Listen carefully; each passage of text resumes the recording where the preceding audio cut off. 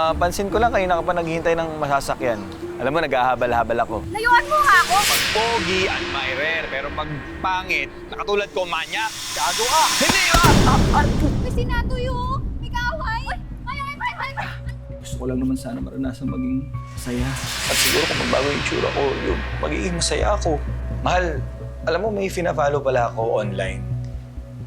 Doktor na nagre-retoke. Kahit ano pang itsura mo, tanggap kita. Sinasabi mo lang naman yan dahil hindi ko nasa sitwasyon ko eh. Sige, papahiramin na kita. Pero promise mo sa akin, babayaran mo ko kaagad ha. Hindi ka mahal ha. Salamat. Wow, ang ganda doktora. Si Natoy ho, napansin niyo po ba kung nandito siya? Who you? Anong po yun? Biro lang, mahal. Wala, hulog. Okay lang po ba kung bukas na lang po ako maghulog sa inyo? Lahat tayo may pinagdadaanan. Pera kailangan ko, hindi drama. Buti na lang, nakita ko yung number mo online. Ayun ho, ayos na ho. Sana hindi ko na problema ang pera, no? Manuhuring kasi ako. Naghahanap ka ng magsusustento sa'yo. Kaya kong gawin yun. Sweet naman yung love ko. Bes, nakita ko kasi si Natoy. May kalandian siyang babae dun sa may upay. Wag, Bakit? wag yung ilong ko, love. Nanggigigil ako sa lalaki. Pinipisil ko yung ilong. Basta, wag lang yung ilong ko. Medyo sensitive kasi ako dyan. Natoy! Yung girlfriend ko nasa labas. Ano ba kailangan nyo? Natoy! Natoy! Diyan ka lang pala sa ilalim. Ang laki-laki mong tao. Nandiyan ka. Ito ka lang. Huwag mo ako! Tama na sa akin! Natoy, buntis ako. Hulihin niyo yung babaeng yan. Ba't may kasama po kayong mga pulis? Kakasuhan kita, ayan. Mga utang mo. Ewan ko sa'yo. Ayan.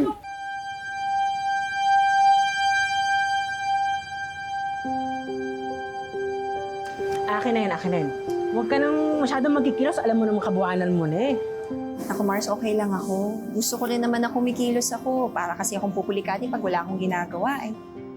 Eh, paano pala yung panganganak mo? Alam mo, wala naman talagang nakukulong sa utang. Pampiyansa lang talaga ang kailangan mo. Mars, pauna din kasi kami talaga sa utang. Si nanay, wala na rin mahanap pwedeng utangan para pambayad ng piyansa ko eh. Asya, teka muna Mars. Lilinisin ko muna yung pwesto natin doon, ha? Ah, sige, Oo, sige. sige. Dahan-dahan lang, ha? Kailangan mo ba ng tulong? Okay ka lang. Hindi, okay lang. Ayos lang. Galing ko muna to. Ay, tapo pa tuloy. Teresa, halika rito. May iutos ako sa'yo. Yes, ma'am. Diyan na.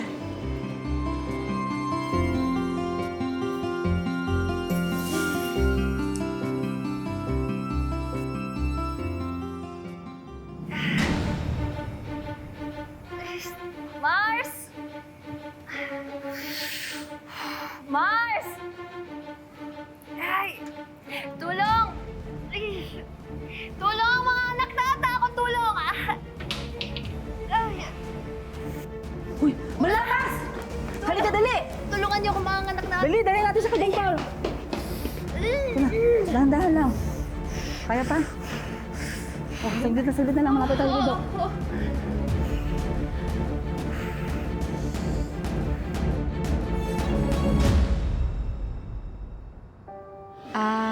Bes, may good news pala ako sa'yo. Pinabali kasi ako sa trabaho. Bale, ipapahiram ko muna yun sa'yo para makapagpiyansa ka na rito. Para naman, syempre, paglaya mo, mas maalagaan mo na ng maayos si baby. Bes, salamat ha. Salamat sa tulong mo. Ako na muna mag-aalaga nitong apo ko para makapagtinda ka na sa pwesto. Salamat, Nay. Problema ko na lang talaga ngayon kung paano ko babayaran libong-libong utang ko kay Aling Ebet. Pero hindi ako papayag na ako rin yung magbabayad sa inutang ni Natoy. Pati na rin yung ginastos ko sa pamparitoke sa pagmumukha niya. Maniningil ako sa kanya. Hindi ko sila titigilan.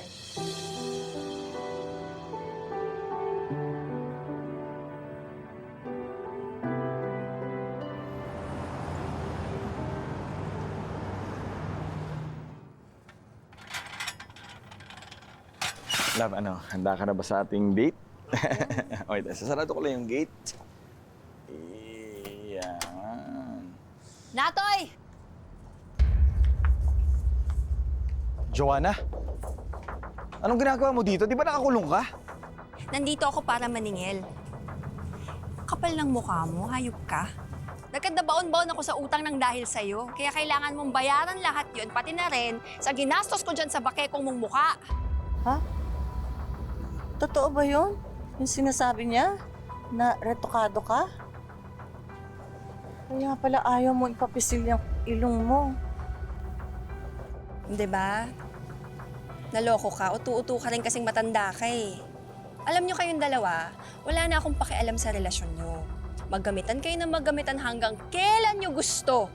Ang hinihingi ko lang, bayaran mo yung utang mo, pati na rin sustentuhan mo yung anak natin. Dapat ikaw hindi ka pinalabas eh. Alam mo, ibabalik kita sa kulungan. Alam mo ikaw, para naman magising ka sa katotohanan na niloloko ka lang niyang Natoy na yan, ito para sa'yo. Joanna! Alam mo, Hayop! Nauruan ka! Sige! Joanna! Joanna, tama na! Love, bitawan mo siya! Joanna! Joanna, tama na! Umalis na kayo! Joanna, tama na! Sige dyan, sumama kayo sa amin sa barangay. Oo, tama! Para magkasingilan tayong dalawa. Sumama kayo. Ako bahala. Paano naman ho kayo nakakasigurado na anak ko nga yan? Kapal naman ang mukha mo, Natoy. Pati anak mo, itatanggi mo? nakita ko yung picture sa social media ng bata. Eh, ang pangit-pangit, hindi ka mukha ni Nato. Eh, paano naman magiging anak niya? Hoy, ano sinasabi mo pangit, ha? Pangit yung anak ko? Ulitin mo, sige, ulitin mo para makatikim ka ulit sa akin. Ikaw, para sa kaalaman mo, ha? Yang si Natoy, retokado. Sa akin umutang yan ng pamparetoke ng bakekong mukha niya. Mrs., kalma lang ho kayo. Natoy, para makaiwas tayo sa dimandahan, ibigay mo na yung hinihingi niya.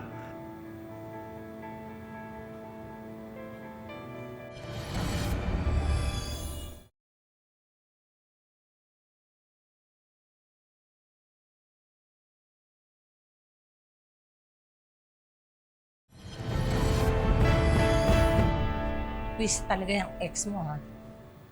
Ang laki na ng perang nilabas ko para bayaran yung mga utang mo. Di pa rin nakontento. Ngayon, cargo ko pa, pati yung sustento ng anak nyo. Love, huwag ka na magalit. Kung tutusin naman, pareha lang naman yung hinihingi ni Joanna buwan-buwan. Ang laki-laki ng pinapadala ng anak mo. Kaya kung magmamatigas tayo, lalo tayo hindi titigilan nun. Love, pera lang naman yun. Ang importante ngayon, yung katahimikan nating dalawa. Nagsinungaling ka kasi sa akin. Hindi mo sinabing hindi pala ganyan ang itsura mo dati. Love, importante pa ba yung nakaraan, ha? Ang importante yung itsura ko ngayon. Yung kinatatakot ko ngayon, baka may iba ka pa tinatago sa akin, ha? Ako, pag niloko mo ako, manda ka sa akin. Yeah. Ika nga dito. Ikaw lang. Ikaw lang ang mahal ko. Thelma, ikaw lang. Ikaw lang, promise. Ikaw lang. Talaga? Pues, hindi ako papatalo dyan sa Joanna ngayon. May naisip na akong paraan para makaganti sa kanya. Manda siya.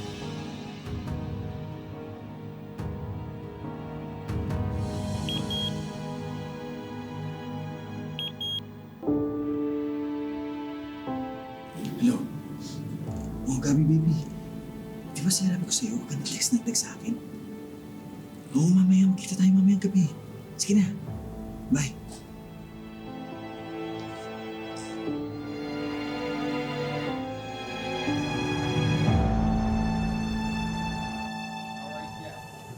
Oh, Joanna, ready na ba yung orders ko? Yung bulk orders ko para sa restaurant ko. Yes, Mrs. Catalan, ako naayos ko na ho.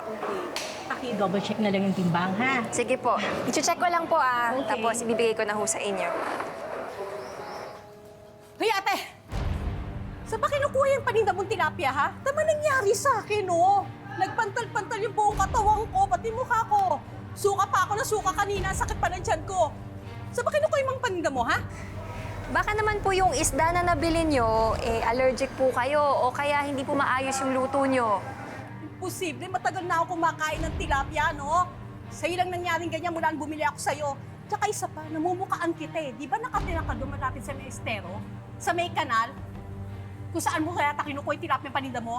Hoy, hoy ate ha, huwag ka basta-basta mamimintang ng ganyan na meron kaya akong supplier ng mga isda. Talaga lang, ha? Teka, sandali lang. May mga tilapia sa kanal na malapit sa bahay mo? Oo, kaya lang, Mrs. Catalan, hindi naman po ako nagbibenta ng ganun eh. Ay, sandali lang. Hindi ko naman nakukunin yung mga paninda mo. Tsaka gusto ko makasiguro na malinis ang binebenta mo. Baka mamaya niyan madamay pati yung restaurant ko. Sorry, kakancel ko na lang yung order ko. Pakiliquid nyo na yan. Mrs. Catalan, baka naman po pwede tayo mag-usap. Mrs. Catalan!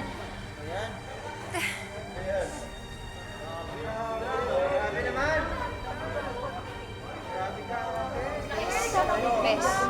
Bes. Sagit lang, Bes, ha? Susundan ko lang yan si Ate kasi parang namukan. Sige lang, ha?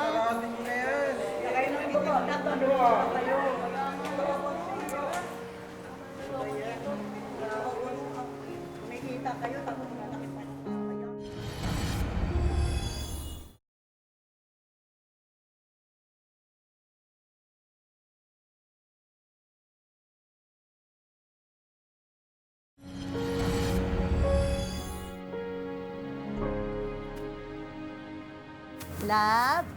Love. Love? Ano na naman, sino na naman yung kachat mo dyan? Wala, love. Tropa ko. Nag-aya kasi mag-basketball. Gabi, tropa mo yan? Oo, tropa ko to, love. Ikaw naman. Ikaw naman magselos, love. Yan. Bibitawan ko na yung phone ko para hindi ka na mag-isip, ha? Ayan. Madam, Ano? Balita ko, pang-famas yung acting mo kanina. Hindi po, madam. Ginawa ko po na maayos yung utos niyo. Sandali. O, ayan. Ito yung bali mo, ha? Ay, salamat po, madam. Ay, salamat po dito. Ayan, Beso. Bes, yan sinasabi ko sa'yo. Sabi ko na nga ba parang may mali dito sa babaeng to eh. Tauhan ka pala ni Telma, ha? Hoy! Matandang demonyo ha, ikaw! Wala ka nang ibang ginawa kundi kasamaan sa kapwa mo. Talagang bilang na talaga yung araw mo dito sa mundo. Siniraan mo yung negosyo ko, yung kita ko doon para sa anak ko. Hoy, andito ka sa pamamahay ko, ha? Wala akong alam sa pinagsasabi mo. Ayan oh, kitang-kita na oh. Kung ayan. Diba? Tapos nagmamaang-maangang ka pa? Ano naman ba to, Joanna, ha? Hindi ka ba titigil na sirain yung buhay namin? Wow! Guluhin yung buhay nyo? Sinira nyo na nga yung buhay ko. Sinira nyo pa yung negosyo ko. Kaya magbabayad kayong dalawa. Halika dito! Joanna! Halika dito, Johnny! Wala ka ba na napangalan niyo? Joanna, ano bang ginagawa mo? Tigil mo! Ikaw matanda ka! Joanna, umalis na kayo! Joanna, tama na! Tinanda natin. Joanna, tama na! Umalis na kayo! Joanna, tama na!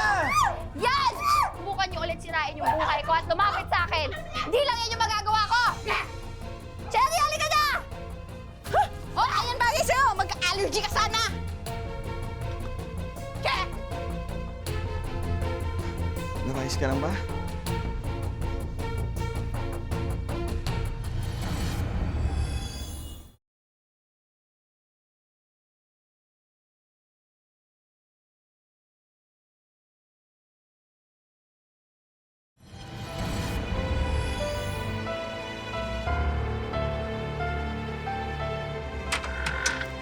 Walang iya kayo. Telma! Telma! Telma! Hindi ka lumayas Telma! ka sa Telma, bahay tama na! ko. Telma! Telma, tama na! Minahal kita! Hayop ka! Telma! Minahal kita! Tapos lolokohin mo lang pala ako! Pagpapalit mo lang Telma, ako tama dito! na! Tama na! Tama na sabi! Ayos ka lang? Ha?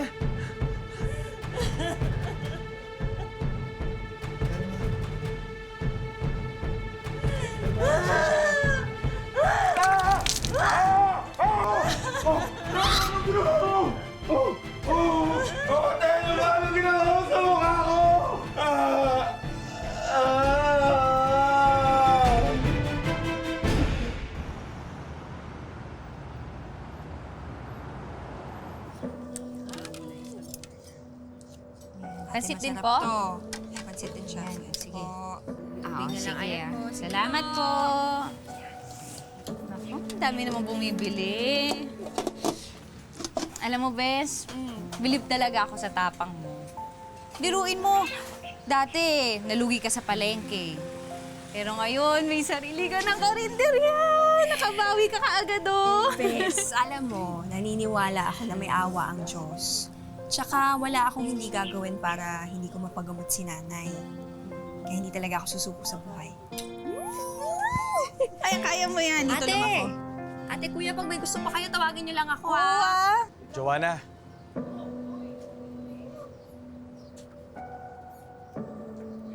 Natoy? Anong ginagawa mo dito? Tsaka... Ano nangyari sa mukha mo? na-aksidente kasi ako. Kumusta ka na? Kumusta na yung anak natin? Anong nakain mo at bigla ka naging concern sa aming mag-ina? Kine-question mo na ikaw yung tatay niya dati, di ba?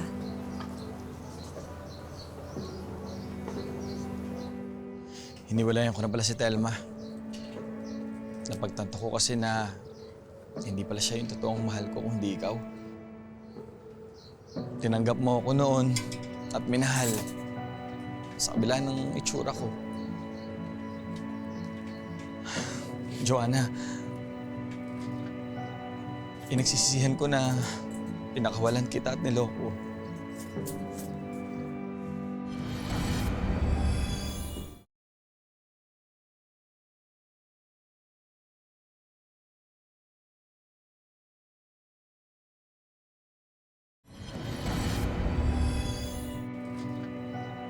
Inagsisisihan ko na pinakawalan kita at niloko. Alam mo na, Toy. Tapos na kasi yung tungyo ng buhay ko eh. Napatawa na din kita sa lahat ng pasakit na binigay mo sa akin. Pero hindi ibig sabihin nun, pababalikin kita sa buhay ko. Hindi na yun mangyayari. Kaya pwede ba layuan mo na kaming mag-ina?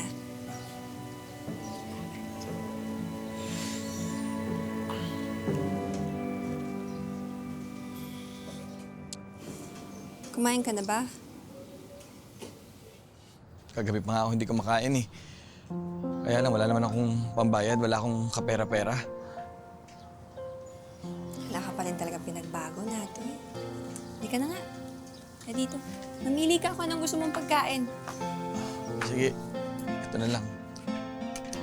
Sige, kayo na bahala. Salamat ah. Sige.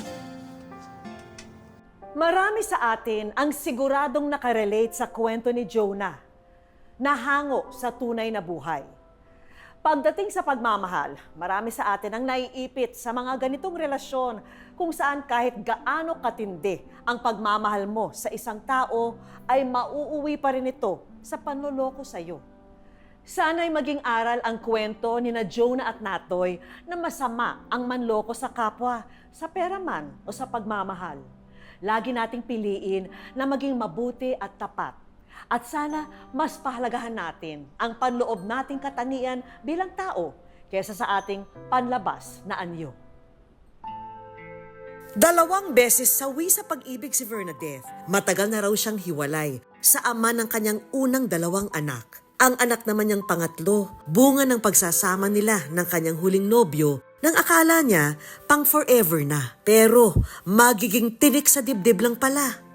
Nabaitan po ako sa kanya lahat. Na-develop po ako sa kanya. Wala po kasi siyang trabaho. So ako po yung nagtatrabaho that time. Siyempre po, mahal ko po lahat po ng naibibigay ko po. Malalaman ko po, pinansusugal lang po pala. Lately ko na po nalaman na gumagamit po pala. Nagte-take po ng bawal na gamot. Ang matindi, ninanakawan at sinasaktan daw siya nito. Hindi ko po alam na yung mga gamit ko po, unti-unti niya pong kinukuha, yung may mga mahalaga at saka may presyo pong gamit, binibenta niya po. Tapos po pag talagang walang-wala na po, binubugbog niya po ako. Natiis daw ni Bernadette ang sitwasyong ito sa loob ng 2 taon. Umasa kasi siya na kaya pang magbago ng kanyang nobyo, alang-alang sa kanilang anak. Pero ang nangyari, nambabae raw ito at iniwan silang mag-iina. Nalaman ko po, may iba na po palang kinakasama. Ay sobra po para po kung binagsakan ng langit at lupa. Ay wala na ako mapasukan, hindi na ako makakuha ng maayos na trabaho. Kinuha kami, sinundo kami ng tita ko, tas umuwi po kami Bicol. Balik Maynila na sina Bernadette ngayon, maliban sa bunsong anak na iniwan niya sa mga tiyahin sa Bicol. Wala na rin daw siyang balita sa ama nito. Sa ngayon, sumasideline lang daw si Bernadette sa ukayan at sa karinderya. Kaya hiling niyang magkaroon ng sariling negosyo kahit sari-sari store. At kapag maayos na raw ang lahat, magsasama-sama silang muli ng kanyang mga anak. Nanalangin pa rin ako maging maayos yung lahat. Kahit po makasama ko pa rin yung mga anak ko. Sure kami na maraming relate sa kwento ni Bernadette. Kaya naman may isang tao kaming naisip na perfect para magbigay ng advice sa kanya. Hello mga kapuso! Ako po si Jelay Andres at ako ang inyong wish ko lang angel ngayong araw! Alam niyo ba, excited na ako makita si Ate Berna kasi marami tayong surpresa para sa kanya kaya hindi ko nito patatagalin. Tara na! Ate Berna! Hello po, ma'am. Ako si Jelay Andres. Ay, Ma'am Jelay. Kamusta ka, ate? Ay, okay naman po. Wow, fresh! Fresh ka naman, Yes, baby. Balita ko, Ate Berna, hindi naging okay yung past relationship mo. Pwede mo ba ang kwentuhan? Konti lang kung nangyari. Yes, ma'am. Medyo nagkaroon lang po ng na-inlove po ako. Ay! Busy na, po. Tapos, medyo naging komplikado kasi po may asawa ako before. Tapos yung po pala, lokohin lang po ako. Alam mo, naiintindihan kita eh. Ganyan din ako eh. Nangyari din sa akin yan eh. Alam mo, lahat ng nangyayari sa buhay natin, merong dahilan.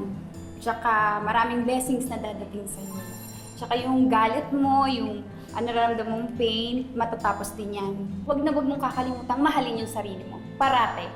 Nalaman ko rin na meron kang mga kahilingan. Yan. Marami kaming surprises para sa'yo. Excited ka na ba? Sobra. Excited na rin ako. Opo. Ayan, yung iyak mo na yan, alam ko masaya ka eh, no? Thankful. Kaya, tara na. Hindi ko na ito patatagalin. Surprise! Ate Berna! Ikaw ay nasa ni Miss Vicky Morales! Wow! Yay! Para sa una naming sorpresa, narito na ang hiling ni Bernadette na munting sari-sari store. Sinamahan na rin namin yan ng French fries business. Sobrang blessing po. Parang hindi rin ako makapaniwala. Ito, gustong-gusto mo nito eh kasi wala ka daw nito. Sabi nila. Oh, ibubukas mo. Ibukas mo. Sige, para sa'yo yan. Bagong-bago. Wow! Thank you! Ano yan, Ate Berna? Picture Online kami. business. Yeah. At dahil usong-uso na ngayon ang mga online business, magagamit mo na ang cellphone na yan para mabenta ang iba't ibang items na ito.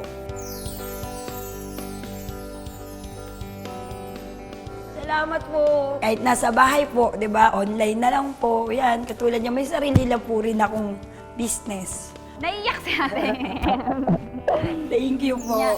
Bukod dyan, sa'yo na rin Bernadette ang mga appliances na ito. Hindi na rin iisipin pa ni Bernadette ang mga school supplies ng kanyang mga anak ngayong darating na pasukan dahil sagot na namin yan. Thank Ate you. Berna. Ang wish ko lang at si Miss Vicky Morales ay may regalo sa iyong educational assistance para sa mga anak mo. Ay, salamat po. Yay!